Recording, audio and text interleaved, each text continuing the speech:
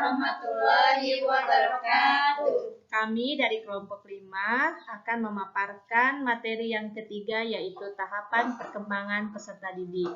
Namun sebelum kami menjelaskan ke materi, kami akan memperkenalkan diri dulu. Nama saya Dian Nurbayani dan teman saya. Nama saya Jubaida. Nama saya Is. Nama saya Asbisyana Rahmah. Nama saya Uwang. Nama saya Hilmi. Dan saya Siti Furi. Ya, kami bertujuh akan memaparkan materi yang pertama. Selamat menyaksikan. Iya, kayak anu di Dian.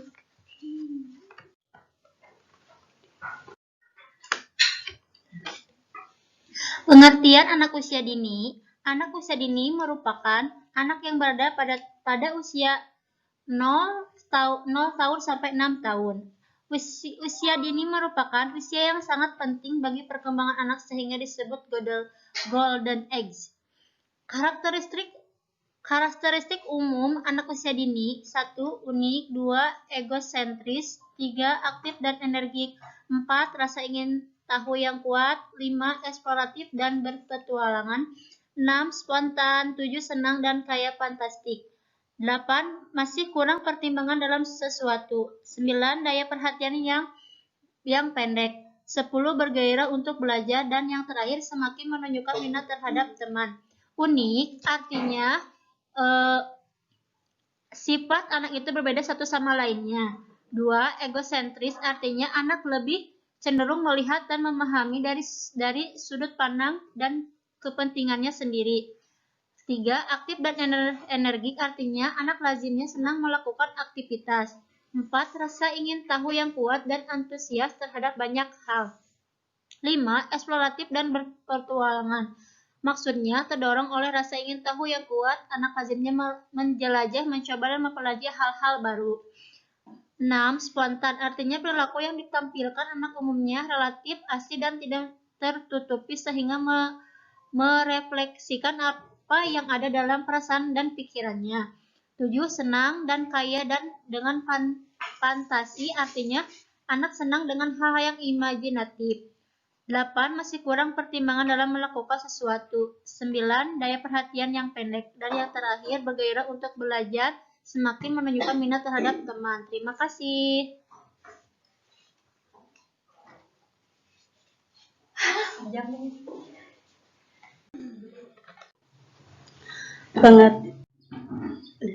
Pengertian pertumbuhan dan perkembangan. Pertama, pertumbuhan merupakan semua hal yang berkaitan dengan ukuran organisme, dapat mudah sangat diamati seperti perubahan fisik, peningkatan jumlah sel, ukuran kuantitatif tinggi badan, berat badan, dan lain-lain. Perkembangan adalah bertambahnya kemampuan dalam struktur yang lebih kompleks, dalam plak yang teratur, dan dapat diprediksi sebagai hasil dari proses pematangan. Pertumbuhan dan perkembangan merupakan dua kata yang berbeda, namun tidak dapat dipisahkan. Pertumbuhan atau growth merupakan semua hal yang berkaitan dengan perubahan ukuran organisme dan dapat sangat mudah diamati, seperti perubahan fisik, peningkatan jumlah sel, ukuran kuantitatif, tinggi badan, berat badan, dan lain-lain. Sedangkan perkembangan atau development adalah bertambahnya kemampuan skill dalam struktur fungsi tubuh yang lebih kompleks, dalam pola yang teratur dan dapat diprediksi. Sebagai struktur fungsi tubuh yang lebih kompleks dalam pola yang teratur dan dapat diprediksi sebagai hasil dari proses pematangan, seperti halnya perjalanan menjadi dewasa. Perkembangan ini hasil dari proses pematangan. Seperti halnya perjalanan menjadi dewasa, perkembangan ini sangat bersifat kualitatif, sistematis, dan berkesinambungan. Oleh karena itu, hal ini membutuhkan waktu yang sangat lama. Perkembangan ini menyangkut adanya proses diferensiasi dari sel-sel tubuh, jaringan tubuh, organ-organ, dan sistem organ yang berkembang sedemikian rupa sehingga masing-masing dapat memenuhi fungsinya, termasuk perkembangan emosi, intelektual, dan tingkah laku sebagai hasil interaksi dengan lingkungan.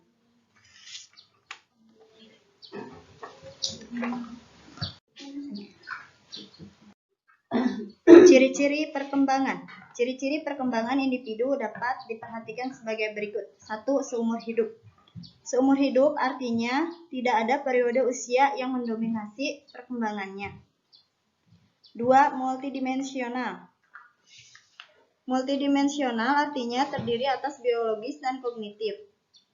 3. Multidireksional artinya beberapa komponen dari suatu dimensi dapat meningkat dalam pertumbuhan, sementara komponen lain menurun. Misalnya orang dewasa dapat semakin aktif tetapi kecepatan memproses informasi lebih buruk. 4. Lentur atau elastis, artinya bergantung pada kondisi kehidupan individu.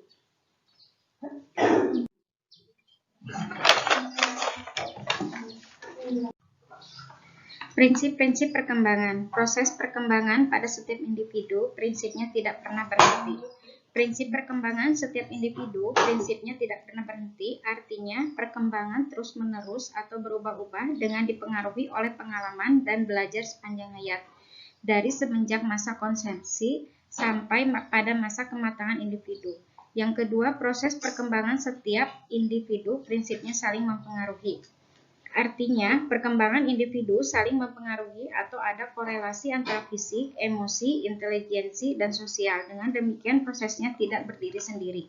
Yang ketiga, proses perkembangan setiap individu prinsipnya mengikuti arahan pola tertentu, yang artinya setiap tahap perkembangan sebelumnya akan menjadi dasar perkembangan selanjutnya. Dengan kata lain, perkembangan individu sebelumnya merupakan prasyarat untuk menghadapi perkembangan selanjutnya. Yang keempat, proses perkembangan setiap individu prinsipnya terjadi pada tempo yang berlainan, yaitu perkembangan individu prinsipnya harus berjalan dengan normal, yaitu dimulai dari tahap bayi, kanak-kanak, remaja, dewasa, dan masa tua. Yang kelima, proses perkembangan setiap individu prinsipnya memiliki ciri khas, yang artinya perkembangan individu tidak ada yang sama, ada yang perkembangannya lambat, sedang, dan cepat. Demikian pemaparan dari saya.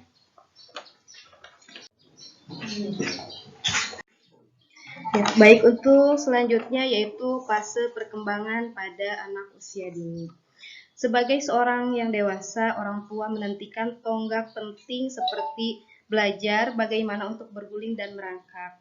Masing-masing merupakan bagian dari proses perkembangan fisik.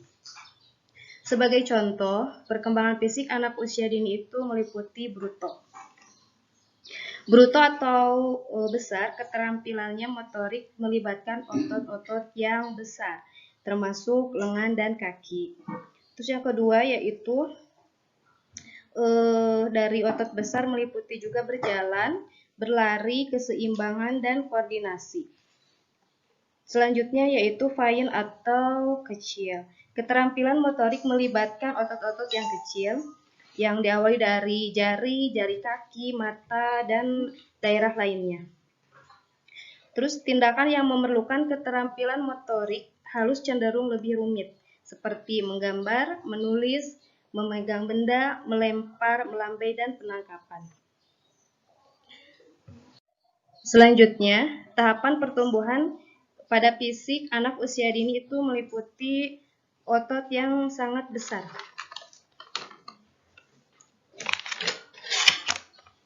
Otot besar ini merupakan perkembangannya melalui otot-otot yang besar, diawali dari yang tangan, otot tebu dalam inti kaki, terus berkembang sebelum mereka di jari. Kedua itu adalah pusat tubuh berkembang sebelum daerah luar. Otot terletak di inti tubuh menjadi lebih kuat.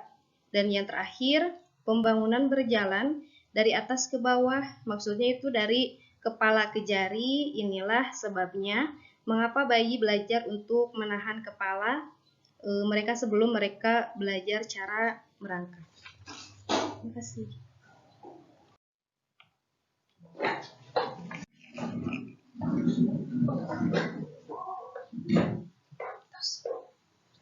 Macam-macam perkembangan anak usia dini.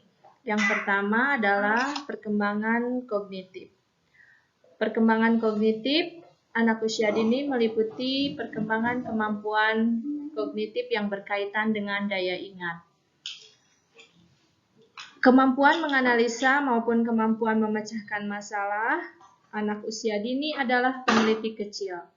Mereka aktif melakukan percobaan dan menganalisa apa yang ada di sekelilingnya. Di sini, dukungan lingkungan untuk menunjang perkembangan kognitif anak sangat diperlukan. Interaksi yang sehat antara anak dan lingkungan dapat mengoptimalkan perkembangan kognitifnya. Perkembangan kognitif juga bisa berhubungan erat dengan akal dan pikiran. Pertumbuhan di area ini sangat luas, tidak hanya di sekolah, tetapi juga dari permainan-permainan yang mengajak si kecil berpikir.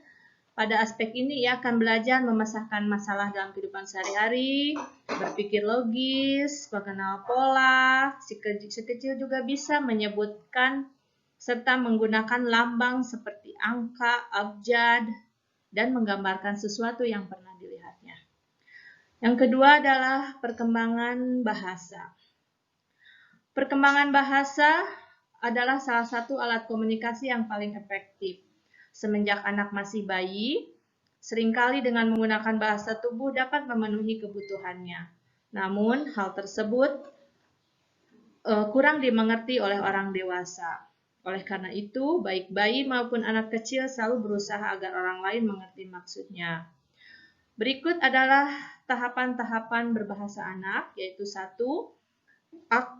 Acquisition atau akuisisi merupakan bahasa pertama yang dipelajari oleh anak, biasa disebut dengan bahasa ibu, menirukan dan mendengarkan, dan merupakan bahasa lisan. Dimulai dari usia 0 sampai 6 tahun, bahasa yang dipelajari ataupun yang digunakan merupakan kata benda, kata kerja, sifat, dan kata-kata lainnya. Dan berikutnya yaitu learning atau belajar. Anak mulai belajar dengan bahasa tulis dan dimulai setelah anak lulus SD. Anak lulus dari TK. Di TK anak belajar menulis ataupun membaca. Itu hanya sebagai pembiasaan untuk melatih motorik anak. Berikutnya yaitu seni. Seni, setiap anak terlahir imajinatif. Maka tidaklah aneh kalau seni termasuk dalam 6 aspek perkembangan anak usia dini. Dia bisa bereksplorasi dan mengekspresikan diri dalam hal musik, drama, lukisan, kerajinan, dan masih banyak lagi. Ia juga lebih menghargai hasil karya seni. Berikutnya adalah agama dan moral. Agama dan moral, terutama di Indonesia, itu sangat penting. Anak-anak di Indonesia mempunyai nilai-nilai agama. Contohnya adalah mengenal agama yang dianut dan menjalankan ibadah, plus berkomunitas. Agama juga banyak mengajarkan sikap-sikap yang benar, seperti menolong sesama, jujur, sopan, hormat, toleransi, dan penganut agama yang berbeda. Berikutnya, fisik dan motorik. Fisik dan motorik itu adalah segala sesuatu yang berhubungan dengan perkembangan tubuh. Di antaranya motorik halus. Motorik halus adalah kemampuan untuk menggunakan alat untuk eksplorasi dan ekspresi diri seperti menggunakan pensil. Motorik kasar. Motorik kasar adalah kemampuan tubuh terkoordinasi, seimbang, lincah, dan lentur sesuai peraturan. Dan berikutnya adalah perkembangan fisik dan perilaku keselamatan, yaitu memiliki berat badan, tinggi badan, dan lingkar kepala yang sesuai dengan usianya. Dan yang terakhir adalah sosial emosional. Sosial emosional merupakan aktivitas yang berhubungan dengan orang lain, baik dengan teman sebaya, guru, orang tua, maupun saudara-saudaranya. Sosial emosional, proses kemampuan belajar dan tingkah laku yang berhubungan dengan individu. Jadi, sosial emosional itu lebih ke lingkungannya. Jadi, proses dia beradaptasi dengan lingkungan. Berikut pemaparan dari macam-macam perkembangan anak usia dini.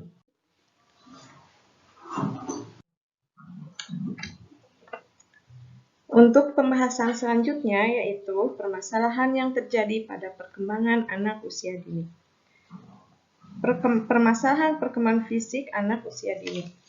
Penyebab anak cacat fisik yaitu peristiwa kelahiran.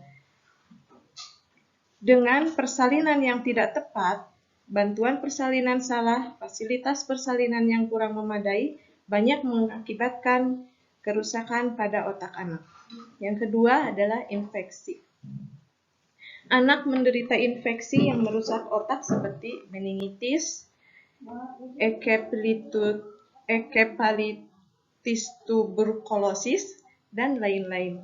Sekitar 30-50% dari anak yang mengalami kerusakan otak akibat penyakit-penyakit tersebut menderita defek neurologik dan cacat mental. 3 yaitu malnutrisi berat.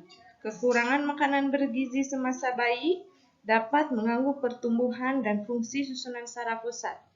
Malnutrisi ini kebanyakan terjadi pada kelompok ekonomi yang lemah. Yang keempat adalah kekurangan yodium. Kekurangan yodium dapat mempengaruhi perkembangan mental anak, termasuk salah satu penyebab cacat mental. Untuk mengenal anak cacat mental secara dini, beberapa gejala ini dapat dijadikan indikator. Permasalahan perkembangan intelektual dan emosi anak usia dini. Anak yang kurang dalam pemenuhan kebutuhan, perkembangan emosi senantiasa akan mengalami gangguan emosi dan perilaku seperti agresif secara verbal atau fisik yang bisa membahayakan dirinya atau orang lain. Menarik diri untuk tidak percaya diri, pencemas, dan juga bisa hiperaktif yang mengakibatkan kurang perhatian dalam kegiatan sekolah secara optimal dan selalu menunjukkan skala rendah dalam mencapai program pembelajaran yang telah ditargetkan. Apabila masalah perkembangan emosi pada anak kurang diperhatikan atau tidak dipenuhi dan tidak segera ditangani, maka akan berakibat vital terhadap pertumbuhan perkembangan anak, baik tingkat kecerdasan, IQ, kecerdasan emosional, serta kecerdasan spiritual. Permasalahan perkembangan bahasa anak usia dini. Tidak menutup kemungkinan akan ditemukan anak usia dini yang mengalami kesulitan dalam berbahasa, tidak mampu memahami bahasa lisan, dan tidak mampu mengutarakan isi hati dengan kalimat, berbicara tidak jelas, gagap, dan sebagainya. Sebagaimana kita ketahui bersama bahwa bahasa merupakan alat yang penting untuk berkomunikasi bagi setiap orang. Seorang anak akan mengembangkan kemampuan bergaul atau social skill dengan orang lain. Keterlambatan berbicara tidak hanya mempengaruhi penyesuaian akademis dan pribadi anak. Pengaruh yang paling serius adalah terhadap kemampuan membaca pada awal anak masuk sekolah. Salah satu penyebab tidak diragukan lagi paling umum dan paling serius adalah ketidakmampuan mendorong atau memotivasi anak berbicara, bahkan pada saat anak mulai berceloteh. Apabila anak tidak diberikan rangsangan atau stimulasi untuk berceloteh, hal ini akan menghambat penggunaan di dalam berbahasa atau kata yang baik dan benar.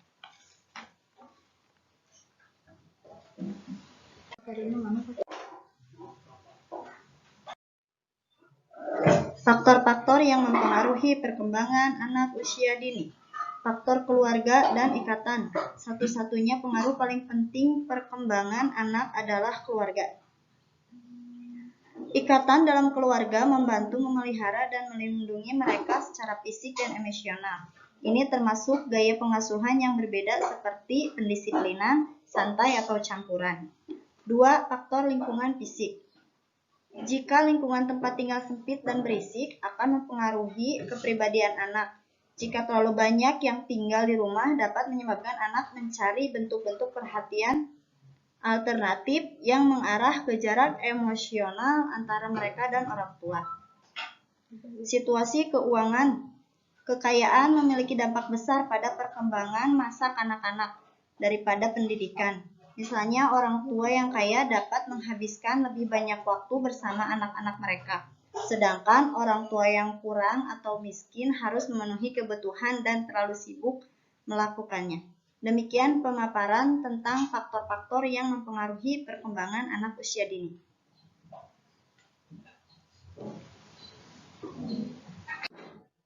Maaf, udah.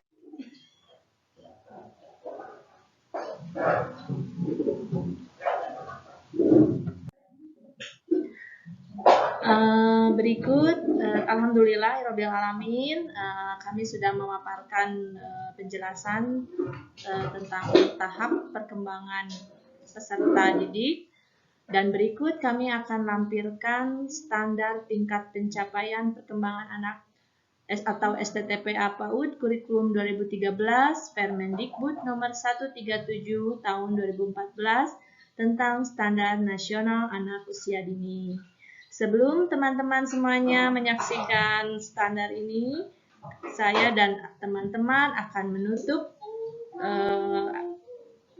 pemaparan ini dengan mengucapkan wassalamualaikum warahmatullahi wabarakatuh.